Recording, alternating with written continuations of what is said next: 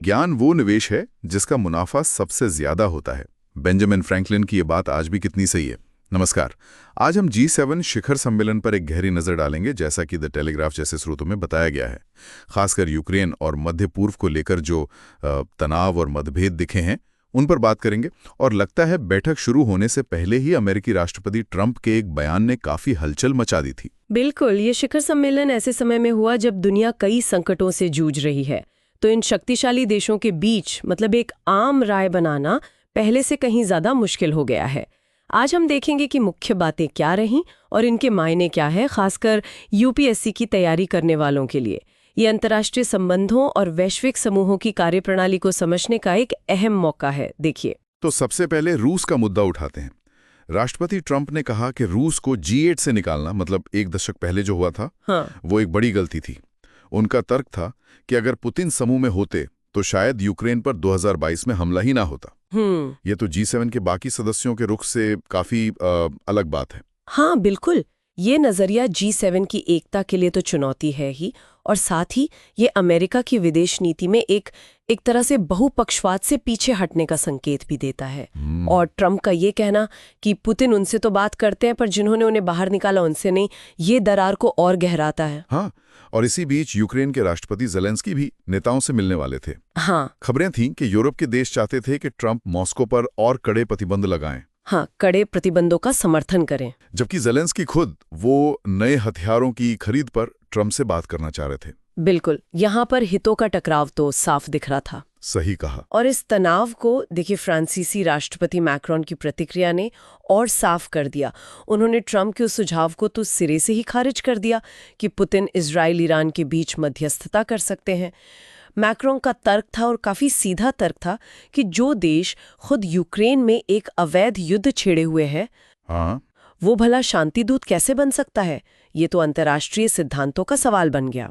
ये वाकई में एक दिलचस्प मोड़ था। अच्छा, और फिर मध्य पूर्व का मुद्दा भी एजेंडे में काफी ऊपर था। इजराइल ईरान तनाव बढ़ रहा था, और शुरुआती रिपोर्ट्स तो ये थी कि ट्रंप तनाव कम करने के लिए जो मसौदा बयान था उस पर शायद दस्तखत ही न करें। इससे तो एकता की उम्मीदें और कमजोर पड़ती देखी। हाँ, ये बात आई थी, लेकिन फिर कनाडा और यूरोपीय राजनयिकों दूसरे स्रोतों से ये भी खबर आई कि अभी किसी नतीजे पर पहुंचना थोड़ी जल्दबाजी होगी।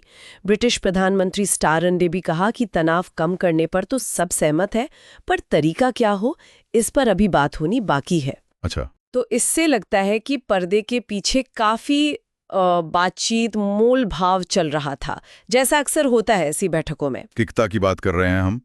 तो कनाडा ने 2018 वाले अनुभव से सीखते हुए, आपको याद होगा क्यूबेक शिखर सम्मेलन में ट्रंप अंतिम विज्ञप्ति से पीछे हट गए थे। हाँ, बिल्कुल। तो इस बार कनाडा ने कोई बड़ा व्यापक साझा बयान जारी करने की कोशिश ही नहीं की। प्रवासन, AI, खनिज आपूर्ति जैसे मुद्दों पर ड्राफ्ट तो थे, पर सूत्रों ने कहा कि अमेरिका ने उन्हें मंजूरी नहीं दी थी। हाँ, और वो जो रूसी तेल पर G7 की प्राइस कैप थी, कीमत की एक सीमा तय करने की कोशिश, उसको और कम करने के प्रयासों में भी दिक्कतें आई, खासकर तब जब इजराइल ईरान हमलों के बाद तेल की कीमतें थोड़ी बढ़ गई थीं। ये सब G7 के अंदर समन्वय और सहमति बनाने की चुनौतियों को ही दिखाता है। कितनी मुश्किलें हैं जब बुनियादी बातों पर ही मतभेद हों। तो इस पूरी बातचीत का सार क्या निकलता है? हमने देखा कि G7 शिखर सम्मेलन में रूस, यूक्रेन, मध्य पूर्व जैसे अहम मुद्दों पर गहरे मतभेद सामने आए। इससे दुनिया के सबसे शक्तिशाली लोकतंत्रों के इस समूह की एकता और शायद भविष्य की दिशा पर भी गंभीर सवाल खड़े हो गए हैं। सही कहा।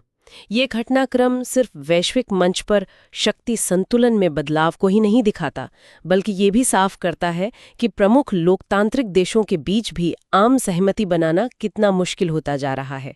ये बहुपक्षीय कूटनीति के भविष्य पर अंतर्राष्ट्रीय सहयोग कितना प्रभावी रहेगा, इस पर बड़े सवाल खड़े करता है। और ये सवाल यूपीएससी उम्मीदवारों के लिए, जो वैश्विक शासन संरचनाओं को समझते हैं, उनके लिए खास तौर पर प्रासंगिक हैं। और यहीं पर हम अपने श्रोताओं के लिए एक विचार छोड़ जाते हैं। क्या G7 जैसे समूह सदस्य देशों के बीच इन बढ़ते आंतरिक मतभेदों और दुनिया में जो एक तरह की गुटबंदी बढ़ रही है, क्या इस दौर में अपनी प्रासंगिकता, अपनी प्रभावशीलता बनाए रख सकते हैं, या फिर हमें वैश्विक चुनौतियों से निपटने के लिए शायद किसी नए तरह के मंचों या गठबंधनों की जरूरत पड़ेगी?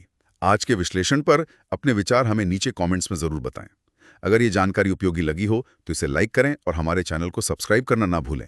अगर कोई सवाल है तो वो भी आप पूछ सकते हैं। अगली बार फिर मिलेंगे एक नई गहरी पड़ताल के साथ।